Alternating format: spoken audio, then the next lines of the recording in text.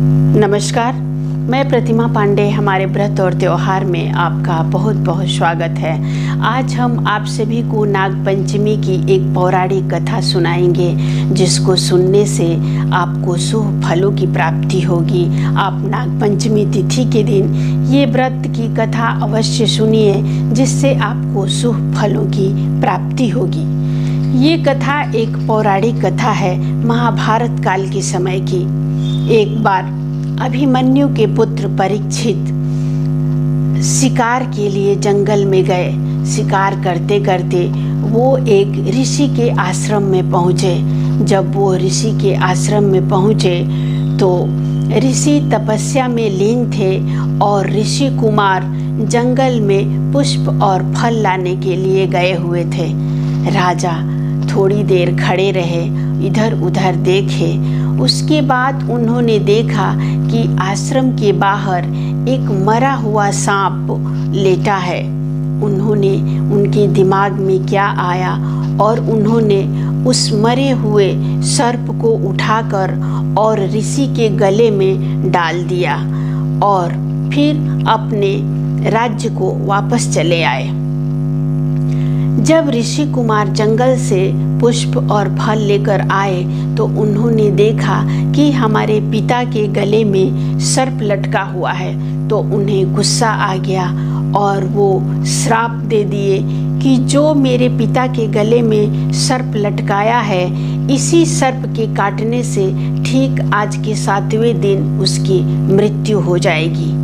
ये बात जब राजा परीक्षित को पता चला तो वो बहुत घबरा गए और उन्होंने अपने गुरु सुखदेव मुनि से इसका पूरा वृतांत कह सुनाया। सुखदेव मुनि ने बोला कि ऋषि पुत्र का श्राप है, ये तो समाप्त नहीं होगा, लेकिन मैं तुम्हें मोक्ष की प्राप्ति हो ऐसा मार्ग बता सकता हूँ। तुम 7 दिन तक श्रीमद् भागवत की कथा सुनो और भगवान विष्णु की विधि विधान से पूजा करो।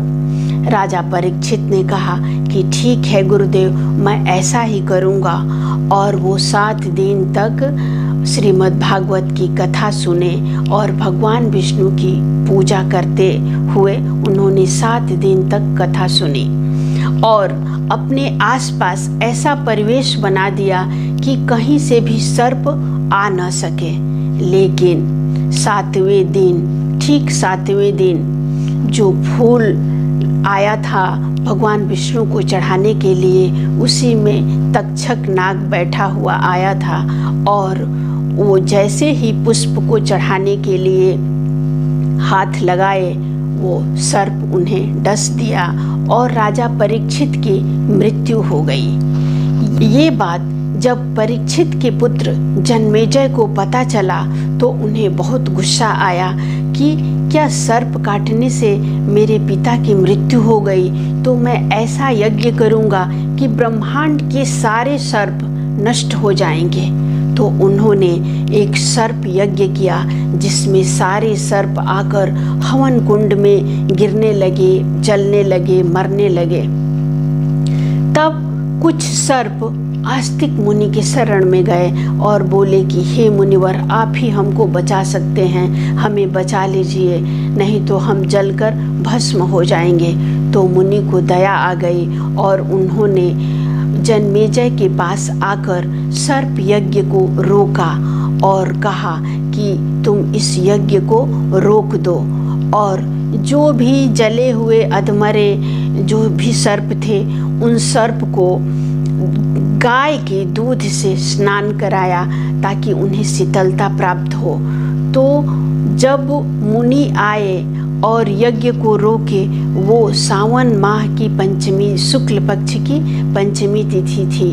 तो इसीलिए इस दिन से नाग देवता की पूजा पंचमी तिथि पर की जाती है और उन्हें दूध से स्नान कराया जाता है ताकि उन्हें ठंडक मिले।